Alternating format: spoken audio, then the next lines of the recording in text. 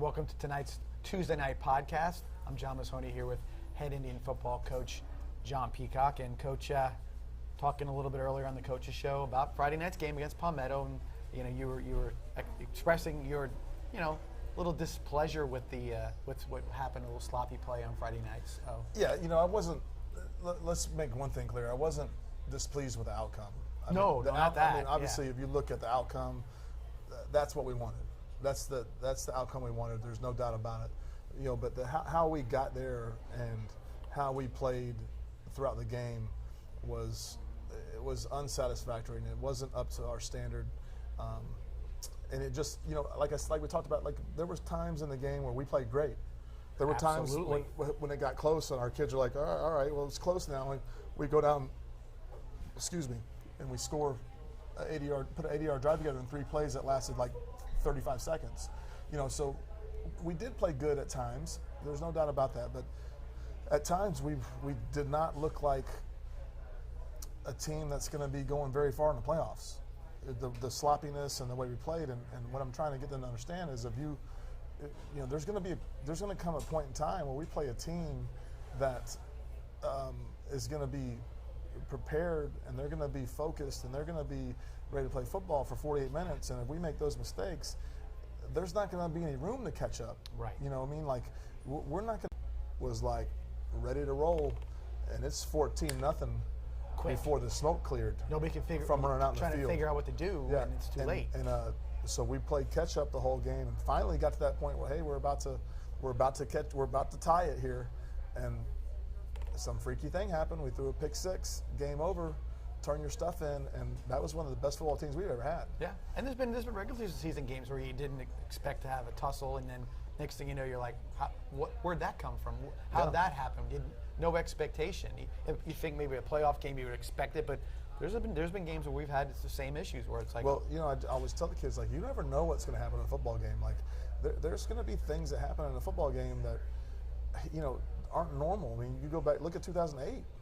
Oh my gosh. 2008, we're in the second round of the playoff playing a team that we put a running clock on in the regular season, and we're up by 4, and we punt the ball with 2 minutes left to go. The guy catches it on his knee. They don't call him down. He stands up. Our guy stop. He stands up, runs it for 70 yards, touchdown, game over. Right, we lose. And those are the games you hear like, well, we would have won if the referee didn't make a bad call. We would have won. But that's how it always works. You're like, oh my gosh, it wasn't looking for reasons why. You're still turning your stuff in. Right, and it doesn't matter because you allowed that, if it was a bad, you allowed that to be a factor where it should never have been. It should never have been. We got to make sure that we don't allow that to happen to us this year, and we fix those things, and we learn how to prepare and learn how to get ready to play a football game, because like I told him, you're not just going to be able to wake up on 5 Fridays from now and say, oh, let's turn it on today. Let's turn it on this Friday. When you've been playing the last 4 Fridays and you haven't turned it on and you haven't prepared correctly. All you know is not preparing correctly. And these are things we've talked about this over and over again, how football prepares you for life, your job, college, whatever it may be. Preparation is everything and anything you do.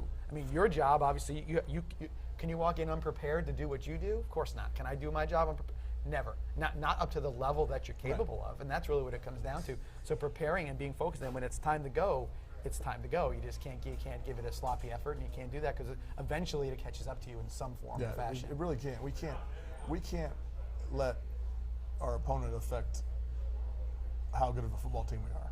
Right. You know, we got to be the best football team we can possibly be, and it shouldn't be affected by our opponent. It shouldn't be affected by if there's a little bit of a rainstorm before the game. Right. I mean, it's got to be.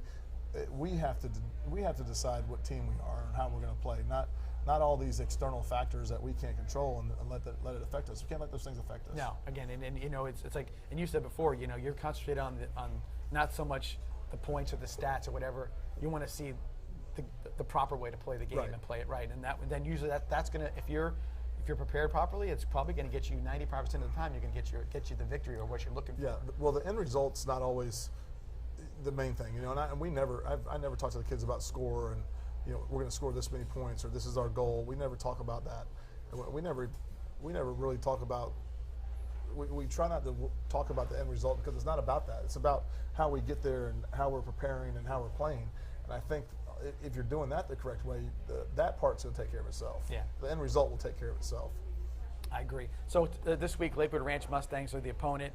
District game. You know, we talked about a little earlier. We were talking about RPI, which is obviously the index where if you have the best RPI, which we do right now in the state, you're guaranteed a home field advantage as long as you win the district.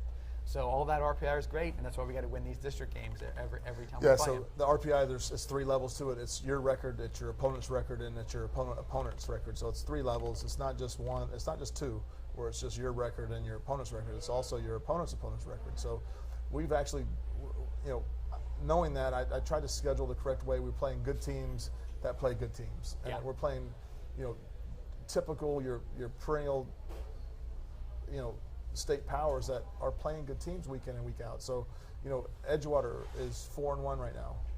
Cocoa is 4-1 right now. Gibbons is 4-0 right now.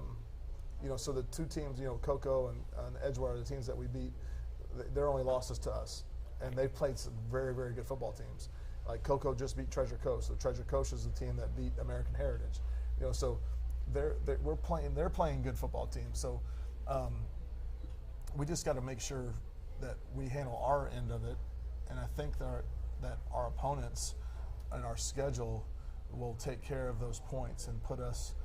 I mean, I would think if we continue on our path, I think that we'll continue to stay on the top. That top. Yeah, because I mean, like I said, we're you know, like Edgewater and Cocoa and the teams that we've already played are still going to get us points, like each week. So each week that they win, and each week that they play a good opponent, that helps us. And if they keep on winning, it's good for us. And they win a district, all that stuff sort of accumulates, and puts you in a good spot.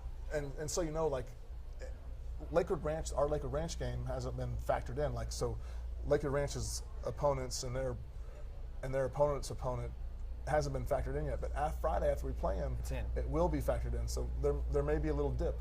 Right. After Lakewood Ranch. Well, again, because eventually there's a bit of an evening out to the whole thing. Yeah. You're not going to pay those teams like we played early in the year. We got Gibbons coming up, like you said. But we're not going to play. You can't have a schedule like that because right. How would you even do that? Right after Lakewood Ranch, we have Manatee, Manatee's 0-4. Okay. You know, so we're going to take another dip. Although Manatee has played some very good football teams. Yeah, they played Palmetto. Yeah. They played Lakeland. Right. And I'm trying to think of the other 2 teams they played. But they played last week. They played Osceola. Okay. Okay. Another good team. Yep. So they'll help us halfway help us, you know, because they're playing good. Right. People. They're not. They haven't played any bad teams. Their schedule is stout, so it brings something. And then we have a 5-4-1 Riverview. Right. After them. When do we have Gibbons? Then we have Riverview. But then even with that, you got Riverview, and then Sarasota is still playing well. I mean, they're still doing okay. So we want them to win. We want them to keep winning, and obviously because we know that that's going to boost our schedule. Because even if their schedule may not be our level of schedule, if they keep winning, there's something to be said about their. Yeah. So record. I think if we continue on the path we are, I think the RPI will take care of itself. I think that we have a good shot of ending up to be the number 1 seed, and maybe not in the whole state, but close to being number 1 seed in the whole state, but definitely I think the number 1 seed in 8A, because you got, you know, most of those teams have taken a loss. Sanford is very, very close to us. They are I think they were number 4 in the RPI. It may be us if we say pass 1 and 2, regardless, they're gonna shuffle. You know, they're gonna reseed after the regional championship. So 1 plays 4, 2 plays 3. So you hope to be. I don't know where you hope to be, to tell you the truth. You hope to be 1 and playing the 4 that you're supposed to be playing, but that that ain't always the deal. I mean, most times it works out like 4 is like the good. Yeah, could be us. Exactly. That's what I'm saying. Like you never know. Yeah. So we'll see how it works out. But I think you just do your job, and I think everything kind of works out for the way it's supposed to work out. Hopefully. But anyway, we have some big games this week coming up. Obviously, we got district games. We got Venice and Lakewood Ranch. We got Riverview, Sarasota, and then we got Gulf Coast, who's off.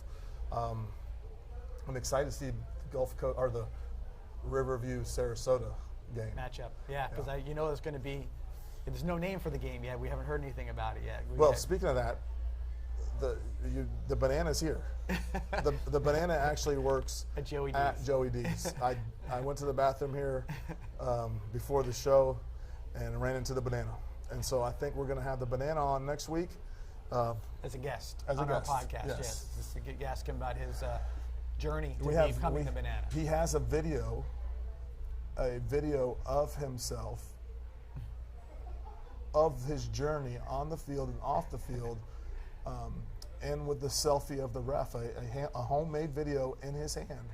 It's pretty impressive. Yeah, no, he did a good job with that, just considering the situation. There's no doubt. So yes, look forward to seeing that or having that guest next week here at Joey D's.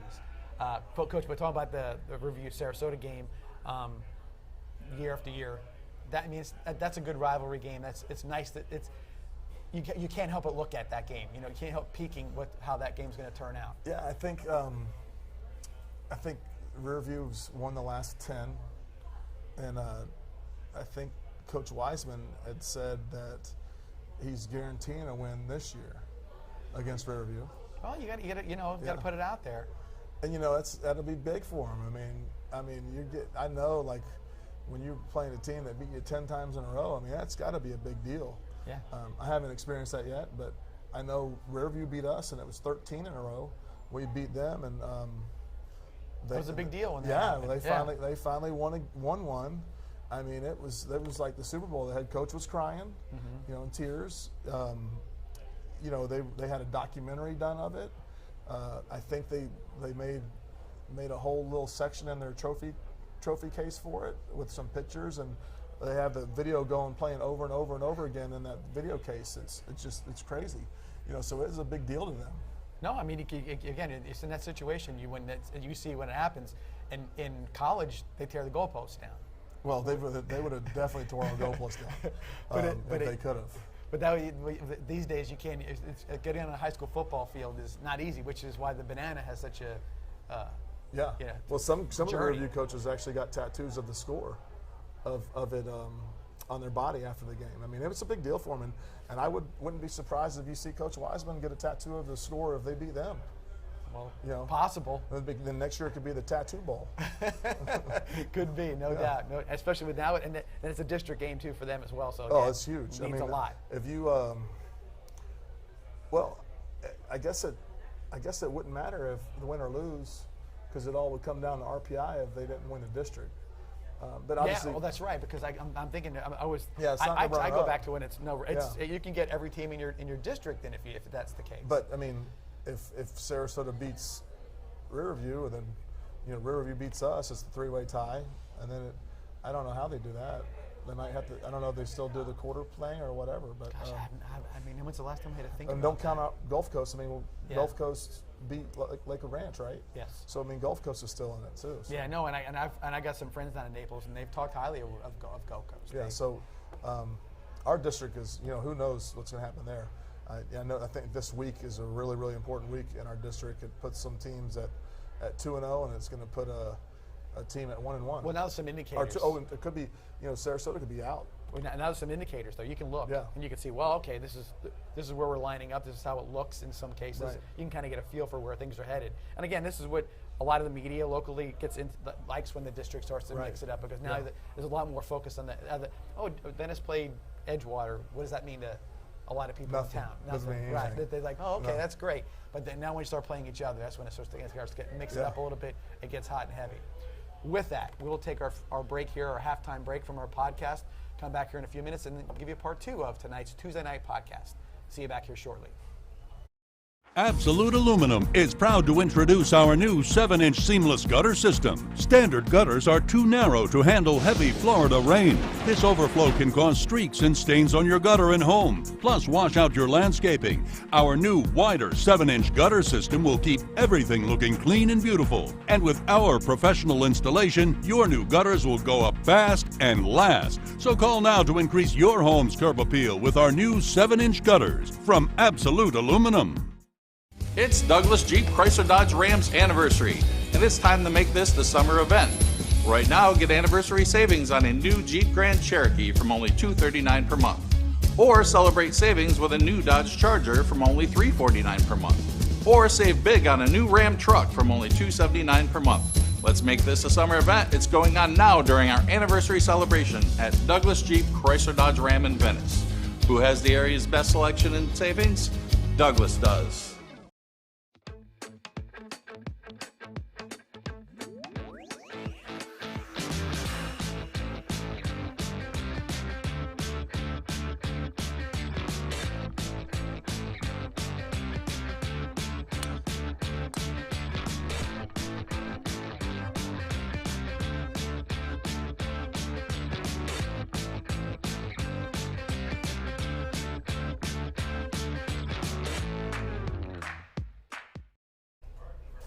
Welcome back to tonight's podcast here at Joey D's. And Coach, you and I didn't go traditional in regards to what you would expect at a Chicago-style eatery. I went spinach salad. You went chicken wing, but really good chicken both wings. thumbs up on those. So if you guys get out here, specials all week for dinner, and then the lunch specials every day. So come out to Joey D's and enjoy the staff. They're good people, fun to be around. So it's been a pleasure so far this season hanging out here and enjoying their company. A quick kind of move away from what we were talking a little earlier, but I was going to talk to you earlier about this, but probably the biggest questions I get asked week to week about when either at the game or wherever we're headed is about the alumni, the players that are currently either playing in the NFL or playing in college. And the other day we got asked tonight actually, did they ever play each other? And we're like, yeah, they've played against each other, the different Venice players. It's got to be. For you, especially now 15 years into doing this, it's got to be kind of cool to see all these guys, and they're all over the place, and people are talking about them, watching them on Saturdays and Sundays now. It's really got to be a neat experience for you and, of course, everybody else here in town. Yeah, I mean, it is fun watching these guys, and there's so many levels to it. I mean, we're talking like, Trey Burton had a workout with the Jaguars last week, and Trey graduated in 2009. Yeah. I mean, what is it, 2021 right now? I mean, he's got to be getting old and sore. I mean, it's just he talks like he's an old man. I'm like, wait a second. I mean, I can't imagine. He needs to enjoy the money he's made. That's what I would be doing. But I mean, that's been a long time. I mean, we've been watching Trey for a long, long time. Absolutely. I mean, since 07, really, football, or 06. Well, I'm just saying, since he graduated, at Florida, and then just his journey throughout the whole deal, and it's, really a really neat journey too, by the way. And then we got Hewitt, that's with the Seahawks right now. Yep. You got Ty Gauthier, who's been kind of like practice player, then moving on, and practice player, then moving on. And we got Forrest, who's coming off a injury release, who's waiting. He'll be picked up at some point. I mean, he's a guy that played the entire season as a guard and never missed a game last year. And surely he's going to be picked up somewhere. Right. It's just a matter of time. I want to say this will be the week he's finally cleared medically, and then so he'll be picked up by somebody. I mean, an injury is a part of football. So especially with the offensive line. Oh my gosh, it's brutal. It's just like a car crash every. So I mean, by the end of the year, he'll be with somebody, and I was thinking, him playing every snap last year. I thought that they would make it so he would be there for quite some time, but NFL's it's a business and it's weird. And it's team to team, and it's a lot of situations like that for him. New coach comes in, Yeah. And that guy's got an idea or a plan or somebody he's got in mind, and so you never quite know what's going to happen. But that happens at the college and the pro level all the time. You know, you see guys go to college, and next thing you know, the guy who recruited them is gone. Yep. New staff comes in, and now what do I do? You know, Yeah, we have a lot of guys playing. You know, you got Bryce threw another touchdown to Javon last week. That's a cool deal right there. You got Matt LaRoche still playing. You got Aaron Hackett still playing. A bunch of new guys from last year. You got, you know, both the Wolf brothers are playing. You see Chuck at Michigan State playing as a true freshman. We were watching him 2 weeks ago. He was playing against Miami. Hey, the bet is now is how long is he going to make it in a game before he gets kicked out from hitting somebody too hard. Yeah, he like it's for a true freshman out there, like they said, 150 pounds. He is still bringing it. I want to say it was the Miami game. I just finally got home from film, had a chance to sit down, turn it on, and the first 3 plays are him. Yeah. I was like, Chuck is tearing this up, and then the 4th play, out. You know. Well, they do rotate a lot of guys, and then there was a couple series in a row where he played again, and he's got the number that's the new zero. Yeah. So it's like he's easy to pick out of the crowd, and so he's done. He made like 3. He was in on 3 tackles, and then the 4th one he helmet ejected. Yeah. And he got ejected the week before. Chuck just don't care, you know. He's gonna. Well, listen. When you're that little of he's a slight guy. 145 you pounds. better be ferocious, because otherwise you're gonna get yourself killed out there. Yeah. So, you know, it is fun watching those guys on Saturday and on Sunday if they ever get that opportunity. I'm sure that, like I said, I'm sure we'll be watching Forest on Sunday by the time the year's out. And it's almost, we have so many kids out there in college right now, it's almost like any game you turn on, you're going to see one of them. And one of the cool parts about our experience, your experience, is the communication that you still have with those kids. You know, it's like it's not as though that they've gone away and it's like, I wonder what he's thinking or doing. Right. You know, and especially, you know, I mean, they're in season right now. It's not as personal as that, but you see them all. They'll be down back for games, or when their season's over with, or whatever the kid may be, or they'll be around in the spring. And so we'll have a bunch more this year going off to wherever they decide. But you know, we got 5 or we probably about 6 or 7 on this year's team that are going to be moving on. And I just heard that NCAA is talking about increasing the number of scholarships. And like I've been saying all along, this class right here, this 2022 class is the one that's really paying the price for COVID. The virus, yeah. And it's not last year's class. It's not the year before's class. It's the 2022 kids that are really going to be the ones that suffer. But the NCAA just came out a couple days ago and said that they may be increasing the amount of scholarships for next year, which is going to really, like I tell you, that's one thing I've been losing sleep over, because we got kids that, you know, typically at this time, you know, they're done, they're locked up, right? Yeah, they got, you know, 10 to 12 offers, and they're just deciding kind of like where they're going to go, and we're talking about kids that, you know, if it's 2019, that it's easy, right? You know, and I'm going to sleep, and these are good kids that I really have gotten close to and care a whole lot about. That I'm just like, I talk to my wife about happen? it. But you know, you just got to pray and keep trying to do the right thing, and you know, hopefully it'll work out. And I think with them, if they do decide to add or increase the number of scholarships, it's going to be a good thing, because like I said, like nobody's suffering more than the only one that's paying the price for COVID is the 2022 kids. Really the kids that played last year. Yeah, they're fine. It's like they were rewarded. An extra year. Rewarded. I mean, they played football last year. Yeah. And they basically, that didn't count for them. They get to stay another year. They get another year of free schooling. But the ones that are suffering is this, and it wasn't last year's class. Right. Because last year's class, you're allowed to be over the number. You know, and so no one really understands the impact. And you think about it too. What the NCAA has to do to make it right is nothing but more than saying, let's just do it. I mean, it's not. There's no financial ramifications. Well, I think the only thing that they worry about is, like, you know, like a school like Alabama. I mean, loading up. No, I mean, their number of scholarships, like they have the money, because the scholarships come from the football program, right? Not from the school just saying, here, come to school free. Right. They got to pay for it. So, you know, I think they're worried about more like, you know, what does Akron do? Right. I know what you're saying. You know what I mean? So I think that's the main issue. But maybe Alabama could loan them some money.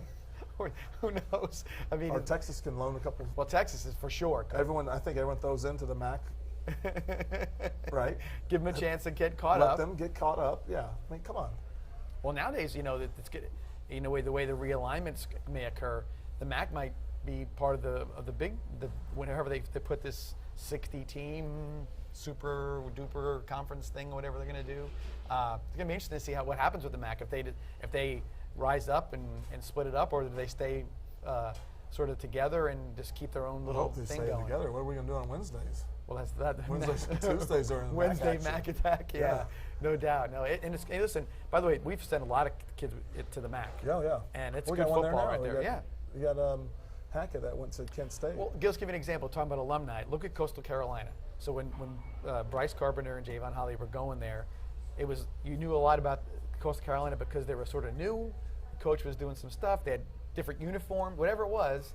You didn't know a heck of a lot, but here they are ranked in the top 25. Crazy, two right? years in a row. They are a team that if they're on TV, you're watching it.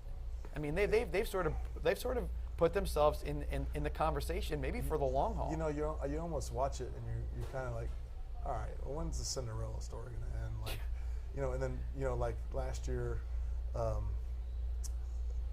who'd they play in the bowl game? Oh, my goodness. Now you're going to make me think. Oh, they played the other team that was – no, they played them in – I forget now, but it was a good team. They played a good team. You're kind of like waiting, like, all right, when's this storybook going to end? But they answer the bell every week. No, they're not they don't get pushed around. Like I was thinking like App State last year. All right, here they're going to play App State, but they like I said, you're right. I mean, they have answered the bell. They're a good football team. Well, look at what UCF did. UCF parlayed a lot of consistently good years into now being part of the Big 12. They just got accepted in the Big 12, and here you go. I mean, Coastal is if they're going to be top 25, you can't ignore that, because if you do have all these different schools, I mean, you got schools in the SEC, you got schools in the ACC, right. You got that Coastal's going to go out and beat. And so you've got to look at that from the perspective that they're here to stay. If they can, they'll be part of the big deal when things get going. And again, sometimes you look around and you say the way scholarships are divvied up, and if you get the right program, it's sort of a little bit of a destination school. I mean, obviously where it's located and whatnot, got some things going on, running a sort of and very interesting offense. I mean, I enjoy watching them because they do run so much different stuff. We see Bryce Carpenter at quarterback, so I'm at slot receiver. We see him running, we see him throwing, and their other quarterback is a super talented guy as well. I asked you who they played in the bowl game. I went to it. I can't remember. I watched the game. I'm trying to think. I was there. It was a bigger school though, was it not? Or was I don't remember. I know that Javon ended up with 998 yards in the season. Because I'm jammed up because they had a bad pass interference. Because they had a game where they remember they got a replacement game, and it was another school like them that they played that was real good, and they played at. Was it Cincinnati? It was Liberty. Liberty, yes.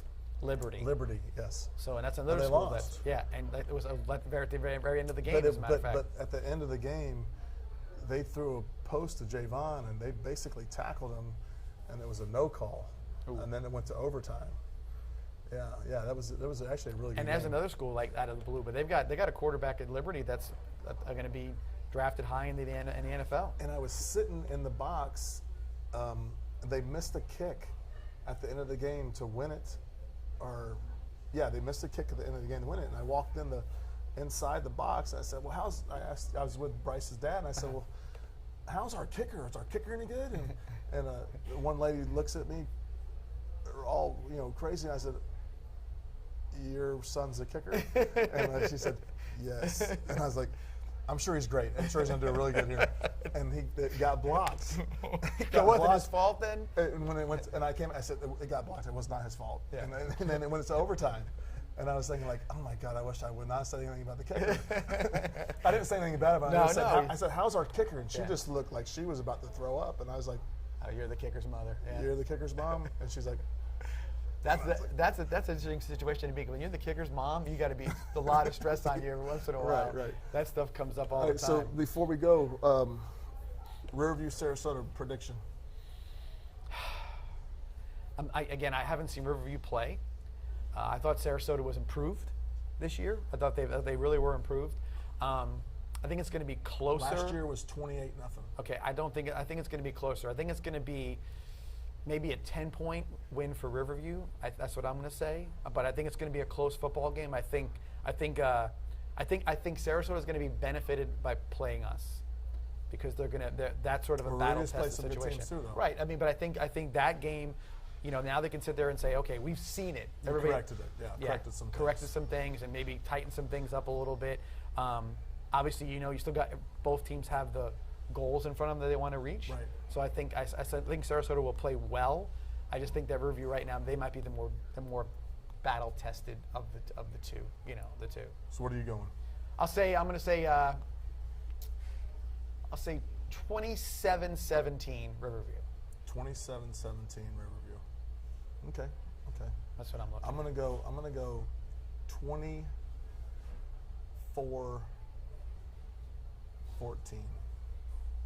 Riverview. Okay. So like I said, I just think that I think Sarasota's they can throw it. I think 10 in a, they've won 10 in a row. I don't think it's time for Brody to get a tattoo yet. Yeah, maybe next year. But it could be. But it's steps, and I think you really. I look at it and say I was sort of impressed with the steps that were taken. No doubt. They've definitely become a much better football team. I like what they did. I like the way that, again, they stuck with their plan, and again, you look at those kind of things. Now, again, a 10-point game in high school, that's 2 fumbles and a couple bad plays, and Sarasota wins. Yeah. I think everyone kind of looks at looking at Sarasota. They have a lot of good skill players. Yes. But their biggest improvement from the last couple years to this year is their offensive line. I mean, their offensive line play is so much better. So much better. And their quarterback's pretty good. Yeah, and that could be the difference. I thought he was poised. Let me change it. I'm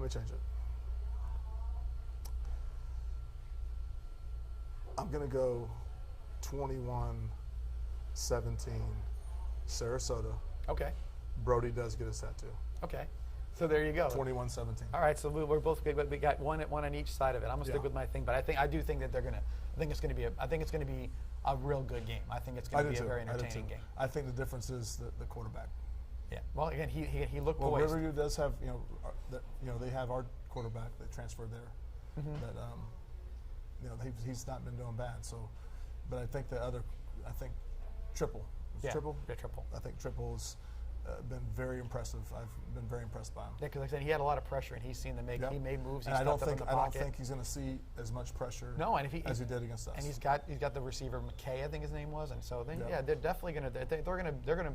It's going to be impressive. He does have a really good DB though. Okay. But he's a sophomore. He's a very, very good DB. So if they put him on McKay, it's still the quarterback. I think that. Even though I like our guy that transferred to Riverview, because he's one of ours, but I think Triple is the difference in it.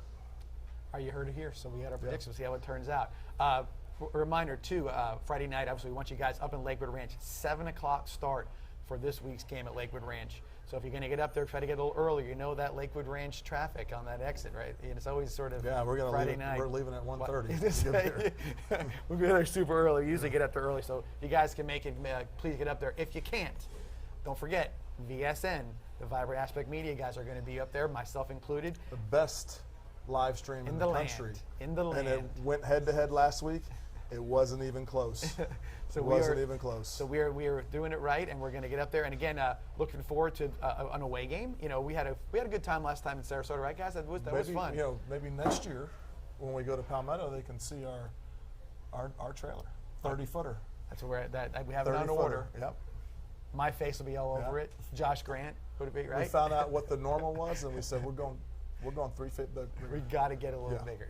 That's how we do it. Even with the jumbotrons and everything else. How big is that one? We got to go a little bigger. It's got to be a little bigger, no doubt. But again, VSN Network, 7:00. So that means pregame will start at 6:30.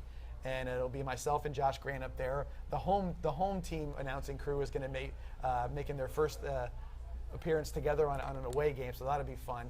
And you see us out there, and we're getting ready to go. Come up and talk to us, whatever. We'll have some fun with you guys, and look forward to a beautiful night of weather and a beautiful night of football. Hopefully, the Indians are on the good side of a big district win, for sure. Yep, look forward to seeing you guys. And again, if to get to that link to the VSN broadcast, go ahead and go to VeniceIndianFootball.org. Click on the icon to buy the game, and it'll prompt you through it relatively easy, and you're good to go from there. So don't forget that as an option. But again, we want to see as many people there, because like Sarasota was a travel game, and I think we might have had a few more folks in the crowd than the home team. And I think it's always been Venice's MO, man. We travel, and those people love those games. You see a lot of the same faces. I mean, I know I do at least. So they do get there and win. And again, it's impressive when the band is there and everything else. So we're proud of all of you guys when you come out and play, join us for the game. With that, Coach, another podcast in the books. Thanks for coming out. Thank you for joining us tonight, and look forward to talking to you all next Tuesday, and hopefully about a good victory against Lakewood Ranch. See you here next week.